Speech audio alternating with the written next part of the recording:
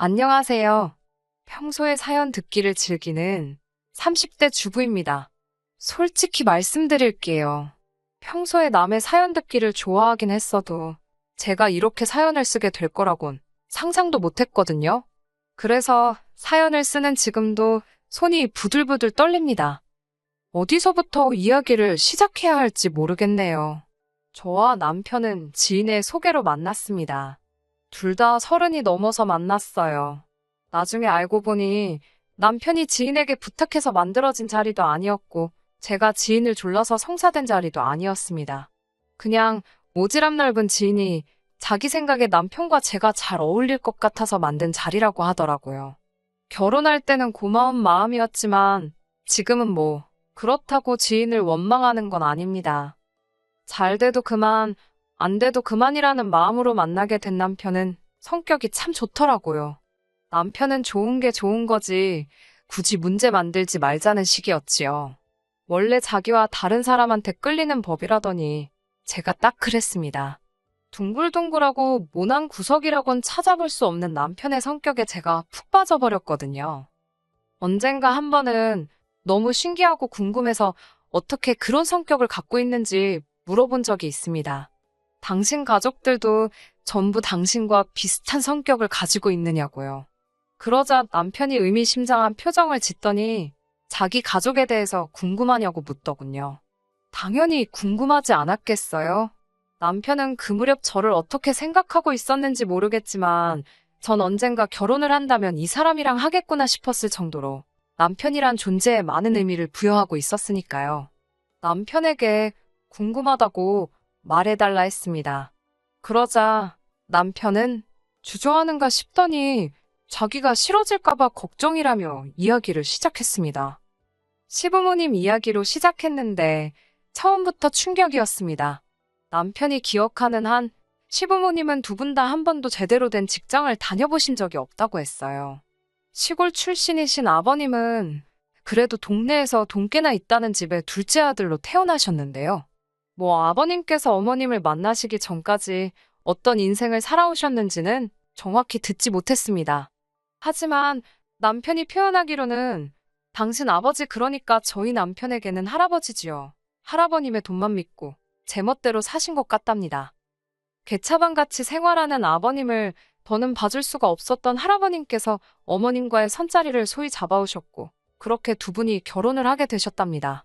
남편이 말하기를 할아버님께선 아버님께서 결혼하고 한 집안의 가장이 되면 정신 차리고 똑바로 살 거라 생각하셨던 것 같다대요.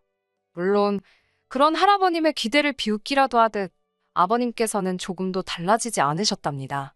이런 자기가 싫으면 어머님이 떠나면 되지. 왜 당신이 어머님께 잘 보이려고 그런 짓을 해야 하냐면서요. 어머님까지도 이렇게 한심한 남자인 줄은 몰랐다며 제발 한 번만이라도 당신 손으로 벌어온 돈을 가져다 달라고 아버님께 울면서 사정을 하시기도 여러 번이셨답니다.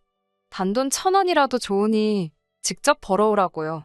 하지만 몇 년 동안 아버님께서는 그런 어머님의 말씀을 한 귀로 듣고 다른 귀로 흘리기를 반복하셨대요. 그리고 어머님 역시 몇 년이 지나도록 조금도 달라지지 않는 아버님의 모습에 크게 실망하셨던 모양이고요. 게다가 그런 와중에도 아버님께서는 어머님께 아내의 도리를 요구하셨다는데 그 도리라는 게 듣고 있자니 참 어이없고 속된 말로 꼴 같지 않더라고요. 언젠가 한번 아버님께서 당신 친구분들과 집에 갈 거니까 술상을 차리라며 어머님께 연락을 해오셨답니다. 그날은 남편도 학원에 가지 않고 집에 있었는데 그 이유는 아프신 어머님을 간호해드리기 위해서였지요. 그날 낮엔 병원에서 링거까지 맞고 오셨을 정도로 상태가 좋지 못하셨다대요. 그런 어머님께 갑자기 술상을 차리라는 아버님의 말씀이 아들 입장에서도 너무 어이가 없고 속이 상했다고요. 결국 어머님께선 아픈 몸을 이끄시곤 집에 있던 재료들로 그럭저럭 2가지 정도의 메뉴를 만들어내셨던 모양입니다. 그리고 음식이 끝나기가 무섭게 아버님께서 지인 3분과 집에 오셨더래요. 어머님께서 당신은 몸이 안 좋아서 그러니 차려둔 음식 드시고 놀다 가시라고 인사를 드리곤 안방으로 들어가고 계셨답니다. 그런데 갑자기 아버님께서 지금 이까짓 걸로 누구 코에 붙이냐며 당신 지인분들이 있는 앞에서 그 술상을 걷어차셨답니다. 그러면서 어머님께 얼굴도 못생긴 게 마누라라고 데리고 살아주니까 고마운 줄도 모르고 술상 하나 똑바로 못 차리냐며 폭언을 퍼부으셨답니다. 어린 남편에게 그 광경은 너무나 충격적이었다고 해요. 듣는 저도 온몸이 부들부들 떨릴 만큼 화가 나던걸요. 하지만 어린 남편이 할 수 있었던 건 그런 어머니를 위로하는 것 말고는 없었겠지요. 그리고 이후로 아버님과 어머님의 관계는 급속도로 악화되어 갔답니다. 남편은 두 분이 이혼이라도 할까봐 하루하루가 조마조마하고 걱정스러웠다며 저에게 허심탄회하게 모든 것을 털어놓았어요. 옳고 그름을 꼭 따져야 하고 불편한 상황은 짚고 넘어가지 않으면 직성이 풀리지 않는 저로서는 듣는 내내 속이 터지고 답답한 지경이었습니다. 만약 제가 그 자리에 있었더라면 절대로 아버님이 그런 식으로 나오는 걸 보고만 있지 않았을 거라고 분통을 터뜨렸지요. 남편은 그런 제 반응을 보더니 웃으며 자기는 그런 제 성격이 너무 부럽고 좋다고 했어요. 정말이지 저희는 너무나 다른 서로의 성격에 푹 빠져 있었네요. 아무튼 남편은 가정 환경이 그렇다 보니 학창 시절부터 편의점이나 햄버거 가게 등에서 아르바이트를 하며 용돈을 벌었어야만 했답니다. 대학교에 진학한 이후로는 학비와 생활비를 벌기 위해서 과외나 고깃집 서빙, 그리고 방학에는 막노동을 했고요. 본인 입으로 안 해본 건 빼고 다 해봤다는데 저렇게 웃으면서 이야기하기까지 저 속이 말이 아니었겠구나 싶더라고요. 동시에 누가 싫은 소리를 해도 좋은 것만 걸러듣고 정말 어지간하게 불편한 게 아니면 참고 넘어가는 남편의 성격이 어느 정도 납득이 되었지요. 앞서 말씀드린 것처럼 저는 진작에 남편을 제 미래의 배우자감이라고 생각하고 있었습니다. 하지만 그럼에도 불구하고 최소 2년에서 3년 정도의 시간은 연인으로서 곁에서 지켜보고 싶었어요. 사실 애인도 있겠다, 나이도 홍기가 찼겠다, 제가 원하든 원하지 않든 주변에서 이런저런 조언을 해주더라고요. 특히 그 중에서 마음에 와닿았던 조언이 최대한 다양한 모습을 보라는 거였어요. 일단 정말 피곤할 때 같이 산에 가보라 했습니다. 그럼 남편 될 사람의 인내심과 참을성을 엿볼 수 있다면서요. 술도 같이 먹어보랍니다. 자제력을 확인할 수 있다고요. 그 밖에도 운전하는 모습도 지켜보고 제가 아플 때 절 어떻게 대하는지도 유심히 관찰해보랍니다. 그래야 결혼할 만한 사람인지 아닌지 본 모습을 파악할 수 있다는 거였지요. 그런데 사귄 지 1년이 채 안 되어서 남편이 저에게 프로포즈를 해왔습니다. 자기나 저나 나이가 벌써 30대 중반을 향해 가고 있는데 언제까지 연애만 하고 있냐면서요. 남편은 저와 빨리 안정적인 가정을 꾸리고 싶다 했습니다. 가정을 꾸린 다음에는 저를 닮은 딸과 자기 닮은 아들도 하나씩 낳고 싶다면서요. 어차피 서로 사랑하고 결혼을 전제로 만나고 있는 거 아니냐며 굳이 시간을 끌어야 할 이유가 뭐냐고 묻는데 뭐라고 반박을 할 수가 없더라고요. 특히나 출산과 아이 이야기가 나왔을 때는 뭐라고 달리할 이야기가 없었습니다. 막연하게나마 저도 걱정하고 신경 쓰던 부분이었으니까요. 이후로 며칠간의 고민 끝에 저는 결국 남편의 프로포즈를 받아들이기로 했네요. 워낙에 남편이 적극적으로 나왔기 때문에 결혼 준비는 빠른 속도로 이루어졌습니다. 시댁에 돈이 없다는 건 진작에 알고 있었기 때문에 솔직히 집이라던가 금전적인 지원에 대해서는 정말 손가락만큼의 기대도 없었습니다. 그런데 하루는 어머님 되실 분께서 그래도 아무것도 안 받자니 왠지 서운한 마음이 든다 하시더군요. 당신 주변의 친구분들은 그래도 가방 하나, 다이아 하나 정도는 며느리들이 알아서 챙겨주더라는 이야기를 굳이 저에게 하시면서 말이지요. 처음에는 그냥 정말요? 다들 좋으셨겠어요 하고 능글맞게 넘겨보기도 했습니다. 하지만 어머님이 똑같은 이야기를 3차례나 하셨을 때는 저도 뭐라고 들을 말씀이 없더라고요. 그래서 그분들은 공짜로 며느리를 보진 않으셨을 거라고 어쩔 수 없이 받아치고 말았네요. 이후로도 어머님과는 크고 작은 문제들로 부딪히곤 했는데 남편은 도통 이해를 못하는 것 같았습니다.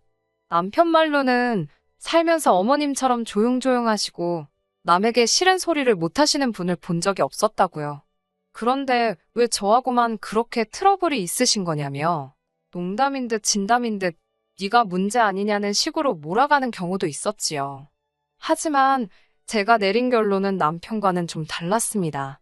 드디어 이 집안에 어머님보다 서열이 낮은 그러니까 며느리가 들어왔다 이거였지요. 어머님은 그동안 아버님으로부터 비롯된 고생과 스트레스에 대한 한을 모조리 저에게 푸시려는 듯 사사건건 말도 안 되는 이유로 저를 걸고 넘어지셨습니다. 심지어 한 번은 이런 일도 있었습니다. 친정어머니가 생신이셨는데 가까운 데로 여행을 갔으면 하시더라고요. 남편에게도 같이 가자고 했지만 그 무렵 남편은 회사에서 진행하는 프로젝트로 눈코 뜰 새 없이 바쁜 시기였거든요. 남편이 난처해하는 모습을 보아하니 휴가를 내긴 어렵겠구나 싶었습니다. 남편은 같이 못 간다고 하면 친정부모님이 서운해하시는 건 아닐지 걱정이 되었지만 달리 거짓말을 하거나 숨기는 것도 마음에 걸리더라고요. 고민 끝에 친정부모님께도 솔직하게 상황을 말씀드렸습니다. 그러자 친정부모님께선 당신들 신경 쓰거나 걱정하느라고 할 일 못하고 그러지 말라시더군요. 그러면서 오히려 저더러 가족여행은 아무 때나 가도 되니 일단은 남편 내조를 잘해주라고 하셨어요. 하지만 내조나마나 다 큰 성인이 뭐 저 없다고 출근을 못하겠어요. 밥을 못 먹겠어요? 반면에 친정어머니의 환갑은 일평생 한 번뿐이니 그때가 아니면 무의미하다 싶었지요. 남편도 제 의견에 적극적으로 동의해 주었습니다. 그래서 금요일 하루만 휴가를 내고 어차피 토요일은 주말이니까요. 친정부모님과 함께 서울 근교로 2박 3일 여행을 가게 되었네요. 하지만 이 사실을 알게 되신 시어머니께서 난리가 나셨습니다. 저더러 보게 겨웠답니다. 남편은 쇠가 빠져라 돈을 버는데 그 돈으로 너는 니네 부모랑 탱자탱자 놀러나 다니냐고요. 남들이 들으면 진짜 제가 남편 등골이나 빼먹는 여잔 줄 알겠더라니까요. 하지만 저도 남편 못지않게 돈 받으면서 회사 생활 하는 사람이었고 제 휴가 제가 써서 간 건데 이게 뭐 이리 욕먹을 일인가 싶었습니다. 어머님께선 제가 당신 아들을, 그러니까 남편을 안 챙기니 당신이라도 챙겨야겠다면서 저희 집에 올라오시겠다 하셨습니다. 저도 없고 남편도 프로젝트 때문에 주말에도 사무실에 나갈 게 뻔한데 굳이 올라오시겠다고 하니 솔직히 약간은 껄끄러운 마음이 들긴 했어요. 하지만 어머님과 괜히 문제 만들고 싶지 않아 편하실 대로 하시라 했습니다. 그리고 그때만 하더라도 어머님이 이렇게 온 집안 구석구석을 열어보고 찾아보고 하실 줄은 몰랐는걸요. 그로부터 한 2주쯤 지났을 무렵이었습니다. 어머님께서 씩씩거리며 분을 삭히지 못하신 목소리로 저에게 전화를 걸어오셨습니다. 전화를 받으니 대뜸 소리를 지르시면서 제 옷장에 있던 그 가방 짝퉁이냐고 물어보시더군요. 전 처음에 무슨 가방을 말씀하시는 건가 했는데 생각해보니까 제가 회사에 입사하고 얼마 지나지 않았을 무렵 친구들하고 베트남에 다녀온 적이 있거든요. 그때 야시장에서 친구들하고 재미로 짝퉁백을 하나씩 샀고요. 막상 사들고 한국에 오긴 했는데 들고 다니려니 가짜 티도 많이 나고 부끄럽더군요. 하지만 이것도 추억이다 싶어서 옷장 구석에 던져놨었는데 어머님께서 그게 짭인지 아닌지를 왜 궁금해하시는 건가 싶었습니다. 일단은 네, 그거 가짠데 그건 언제 보셨냐고 물었지요. 그러자 어머님께선 전화기 너머로 신경질과 화를 동시에 내시며 너는 그딴 쓰레기를 왜 옷장에 모나 되는 것 마냥 보관을 하냐며 저 때문에 쪽팔려 혼났다고 개망신당했다고 썽을 내셨습니다. 황당하면서도 동시에 그 가방을 들고 가신 건가 싶어서 혹시 제 가방 가져가셨냐고 물었더니 대답은 안 하시곤 그 가방 재수 없으니까 가져가던지 집어내버리던지 하라셨습니다. 그리고는 전화를 탁 끊어버리시더군요. 퇴근 후 모처럼 한잔 하자는 동료들도 뿌리치고 불이 나게 집으로 왔습니다. 안방 붙박이장을 열어 젖히니 역시나 가방이 보이질 않더라고요. 곰곰이 생각해보니 어머님이 그 가방을 발견하셨다는 건 죄가 없는데 안방에 들어와서 제 옷장을 뒤지셨단 소리밖엔 안 되었고요. 기분이 급격하게 불쾌해졌습니다. 곧이어 얼마 지나지 않아 남편도 퇴근을 했어요. 거실 불도 켜지 않고 소파 한쪽에 심각하게 앉아있는 저를 보곤 남편은 소스라치게 놀라더군요. 내가 친정 갔던 날 어머님께서 우리 집에 오셨지 않냐고 물으니 그렇다고 순순히 대답을 하더라고요. 곧이어 어머님께서 우리 안방에도 들어가셨냐고 물으니까 남편이 아차 싶은 표정을 지었고요. 제가 아무 말도 없이 남편을 응시하자 남편은 변명하듯 자기는 분명히 몇 번이고 들어가지 마시라 했는데 아마 자기가 씻는 동안 들어갔다 나오셨던 것 같다며 말끝을 얼버무렸습니다. 저는 남편에게 어머님이 나한테 말도 없이 내 핸드백을 가져가셨놓고는 이제 와서 가짜를 거기 뒀다며 나한테 있는 대로 욕을 하고 계시다는 걸 말해줬어요. 그리곤 이렇게 덧붙였지요. 이건 뭐 도둑이 지갑 훔치고 그 안에 현금 없다고 지갑 주인한테 욕하는 거랑 똑같은 거 아니냐고요.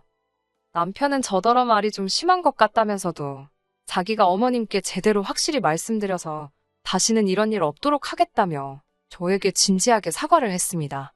만약 이쯤에서 이야기가 끝났더라면 저도 이혼까지는 생각하지 않았을 거예요. 이후로도 어머님은 걸핏하면 저를 상대로 말도 안 되는 신경질을 부리시기 일쑤였습니다. 이것도 인이 박힌다고 하나요? 하도 자주 시달려서 그런가 나중에는 별로 신경 쓰이지도 않을 지경이었습니다. 주로 패턴이 어머님께서 아버님과 싸우시면 마치 스트레스 해소용 샌드백을 찾으시듯 저에게 연락을 해오시는 그런 모습이었달까요? 그러다 얼마 전에 있었던 일입니다. 늦은 밤이었는데 어머님으로부터 연락을 받았지요. 직접 하실 이야기가 있다며 지금 당장 저희더러 내려오라 하셨습니다. 목소리가 보통 심각한 게 아니라 앞뒤 상황 따져보고 할 분위기가 못 되었어요. 그렇게 바로 남편과 저는 그 길로 시댁으로 내려갔네요. 시댁에 도착했을 때 저희를 기다리고 계신 건 시부모님만이 아니었습니다. 결혼식 때 뵈었던 먼 친척분들도 계셨어요. 아닌 밤중에 홍두깨도 아니고 이게 무슨 일일지 싶었습니다. 그중 기가 굉장히 세 보이는 여자분께서 저희를 보더니 애들은 멀쩡하네 그러시는 거예요. 그러더니 저희 남편을 보면서 알지? 니네 부모가 우리 돈 가져다 너네 먹고 살게 해준 거? 그러시는 게 아니겠어요? 금시초문이라 그게 무슨 소리냐 물었습니다. 이제껏 시댁으로부터 10원짜리 하나 받은 게 없었는데 말이에요.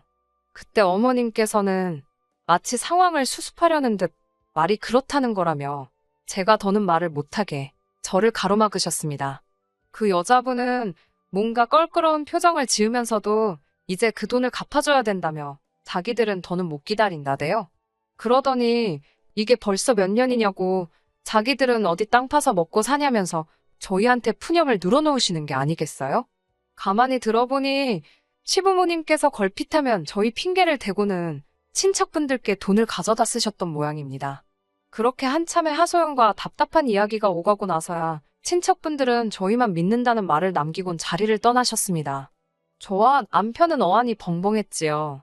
이게 다 무슨 소린가? 남편이 전에 없이 가라앉은 목소리로 총 얼마냐고 물었고 아버님은 얼마 안 된다며 2억이라 하셨습니다. 그러면서 그깟 돈 안 갚아도 된다고 지들이 당신을 뭐 고소를 하겠냐 어쩌겠냐며 신경 쓰지 말랍니다. 솔직히 거기까지도 너무 충격이었는데 절 더 충격에 빠뜨린 건 그 이후에 어머님께서 하신 말씀이었습니다. 어머님은 이제 정말 돈 나올 구멍도 없고 당신들은 손가락이나 빨고 살게 생겼다며 저희가 도와줘야 쓰겠답니다.